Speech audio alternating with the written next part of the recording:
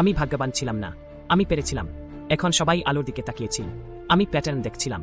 5টি সিকোয়েন্স সবসময় একই। বোর্ড নাচছিল, কিন্তু ছন্দে কখনো বদলায়নি। আমি প্রতি রাতে এটি অধ্যয়ন করেছি। আমি ইতিমধ্যেই প্রতিটি নোটটা জানতাম। আমি এটি অনেকবার ঠিক করেছিলাম, তারা আমাকে ডেকেছিল। আমেরিকার সবচেয়ে ভাগ্যবান মানুষ প্রযোজক সন্দেহ করেছিলেন। আমি যখন আমার মেকআপ করছিলাম তখন তারা আমাকে পরীক্ষা করার জন্য একজন মেকআপ শিল্পীকে পাঠিয়েছিল। সে কিছুই খুঁজে পায়নি। তারা আমার তদন্ত শুরু করেছিল। তারা আমার ট্র্যাকে ঢুকেছিল। তারা জোর করে তালা ভেঙে দিয়েছিল।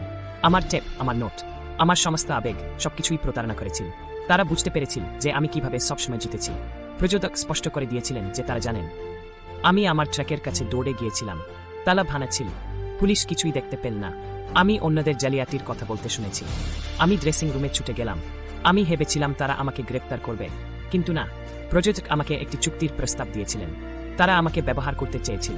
আমাকে তাদের নতুন তারকা বানান। রেটিং আকাশচুম্বী হয়ে ওঠে।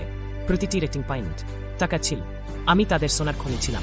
এভাবেই আমি আমার পরিবারের চোখে সবচেয়ে বড় বিজয়ী হয়ে উঠি।